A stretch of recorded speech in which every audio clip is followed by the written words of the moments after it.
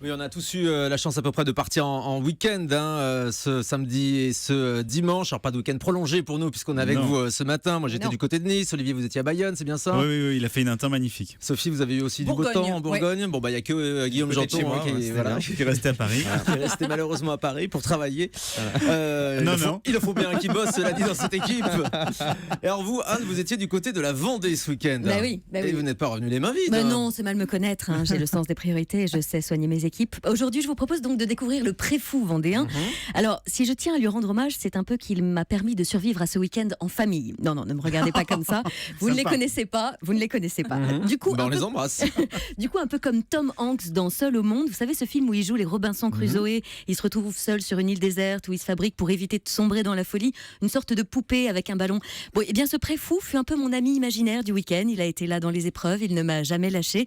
Et du coup, je vous cache pas que bizarrement, une sorte de plan Vigipirate s'est organisé dans le train de retour, autour de mon sac en fait. Hier, au fur et à mesure que la chaleur montait dans ce wagon de TER non climatisé de la SNCF, est-ce que c'est encore possible d'abord en 2016, un TER non climatisé, avec les effluves d'ail qui se mettaient à flotter et qui se répandaient dans le wagon.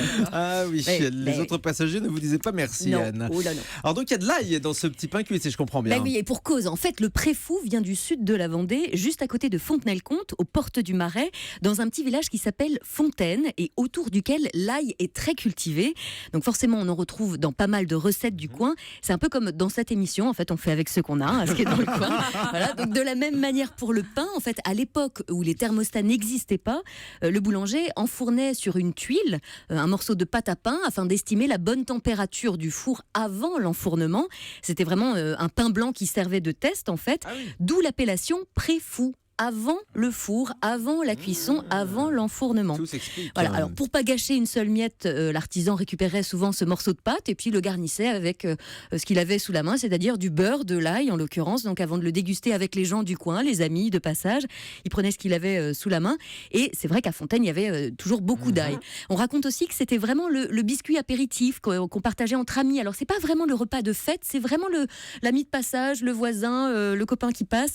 Et on concert comme ça entre nous, parfois aussi juste après une vente, par exemple une vente de bétail, une fois que l'acheteur et le vendeur se sont mis d'accord, notamment donc à Fontaine, ils scellaient cette vente de vaches, de chevaux par un préfou à partager. C'est très convivial. Voilà. Donc aujourd'hui, ça ressemble à une baguette aplatie un peu, dont la forme on pourrait dire très vulgairement que ça ressemble à un immense pain à panini, voilà, rectangulaire, mais ça n'est pas du tout ça. Non, c'est une baguette polka, peu levée et plutôt blanche que l'on ouvre en deux comme un sandwich et que l'on garnit à l'intérieur avec une base de beurre et d'ail dans des proportions plutôt très généreuses. Ça sent assez fort, hein. Vous l'avez amené là dans le studio depuis tout à l'heure, une odeur d'ail qui embaume le studio d'Europe. Oui, mais je vais vous dire une chose, le Préfou, il est un peu comme vous, Thomas. J'en ferai bien. Il sent et j'en ferai bien mon 4 heures. C'est la dernière semaine, je joue mon va-tout maintenant. La boum de la fin de la colo approche, du coup j'envoie des signaux forts. Certains disent des signaux de détresse. Enfin bref. Donc j'en ferai bien mon 4 heures dans un monde idéal. Dans ce monde idéal d'ailleurs, l'émission serait entre 12h et 14h. On traverserait la France, on goûterait des spécialités sur des places de villages ombragés, on ferait des directs depuis les paillotes sur la plage, les pieds dans l'eau.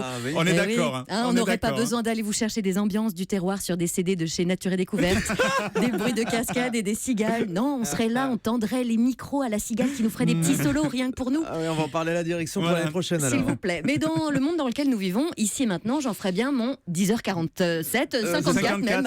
54. Et comme nous entamons cette dernière semaine de ce grand moment de radio qu'est et restera le grand direct des régions, non, pas douter, comme nous sommes dans la dernière ligne droite, enfin droite ça dépend pour qui, je vous propose donc un petit apéro vendéen, histoire de noyer l'haleine musclée de ce préfou voilà, causé par l'ail. Je vous propose de déguster ce préfou avec un petit verre de trousse-pinette. Voilà, je vous ai apporté des petites bouteilles. C'est un apéritif à base de vin et de macération d'épines noires et de sucre. C'est typiquement vendéen. C'est à boire avec modération évidemment. Complètement, surtout à 10h54 si on veut continuer la journée, on va se faire passer. Alors et pendant ce temps-là, effectivement, je fais la distribution de Préfou, donc grande baguette aplatie comme vous l'avez dit, qui ressemble un petit peu à un panini, mais visiblement il faut pas le dire parce que c'est pas franchement, il n'y a pas grand rapport avec le plat italien, et donc à l'intérieur du beurre, de l'ail. C'est délicieux au moment de l'apéritif, ça se mange très bien aussi avec un petit rosé frais, avec un petit verre de Pinot des Charentes aussi aussi, ça marche très bien parce que ça reste le coin et la région. Voilà, et ça se grignote de manière très facile. Bon, après, il faut pas les draguer ou tenter de séduire la collègue. Après, oui, c'est non, sûr. c'est ça. Ouais, ça sent l'ail, quoi. Ou alors il faut partager. Mais c'est délicieux. Franchement, c'est délicieux. En tout cas, je vous propose d'en discuter avec l'homme de la situation que j'ai eu la chance de rencontrer ce week-end. Alors lui, à l'heure des médailles d'or qui s'amoncellent autour des coups des athlètes français à Rio, un autre médaillé d'or, lui, à plusieurs reprises autour de la brioche ou du préfou, c'est Patrice Guiton qui est avec nous en ligne. Ah oui, bonjour Patrice Guiton. Bonjour Thomas, bonjour Anne, bonjour à toute l'équipe. Vous êtes médaille d'or du préfou ? Oui. Plusieurs fois même. Plusieurs fois médaillé d'or, oui, mais il faut rester humble à côté de ce qui se passe aujourd'hui à Rio. Oui, c'est certain. Vous êtes un peu le Usain Bolt vendéen finalement. Ah oui, mais je vais plus longtemps encore. On vous le souhaite. Vous êtes donc le dirigeant de la Lutine, c'est une boulangerie qui se trouve très précisément à Lorbry. Comment est-ce que vous êtes lancé dans cette spécialité locale qu'est le préfou ? C'est-à-dire que le préfou, c'est vraiment le produit typique sud-vendéen. Donc, parce que la Vendée a pas mal de choses. Sur la côte, ils ont le Vendée Globe. Là-haut, ils ont le Puy du Fou. Mais nous, le préfou, il est bien à nous. Il est bien du sud-Vendée. Et donc, c'est comme vous a dit Anne, et vous avez pas mal expliqué les choses, c'est autour de Fontaine. C'est le cœur de la fabrication du préfou, je dirais au début du siècle, l'autre siècle bien sûr. Parce que les plus anciens que je connaisse, c'est le maire de Fontaine, le maire honoraire de Fontaine qui a plus de 90 ans et il se souvient des foires à bestiaux du début du siècle où effectivement on scellait les ventes de bestiaux, les maquignons. En partageant un préfou. Voilà, au cul du four, comme j'ai dit à Anne, ça se passait chez le boulanger en toute simplicité, en toute convivialité. Alors on va le raconter, Patrice Guiton, vous êtes entretenu avec Anne Cazobon hier pour préparer cette chronique et du coup, Anne vous a fait rater la cuvée d'hier soir. Ah oui, ça c'est une petite histoire, oui. Effectivement, oui, j'ai loupé quelque chose. Bah oui, on était tellement bavards qu'à un moment donné, l'une de vos collaboratrices est venue vous chercher sur la terrasse sur laquelle on discutait de préfou et brioche et autres, et pour vous dire qu'il s'était passé quelque chose avec les couronnes.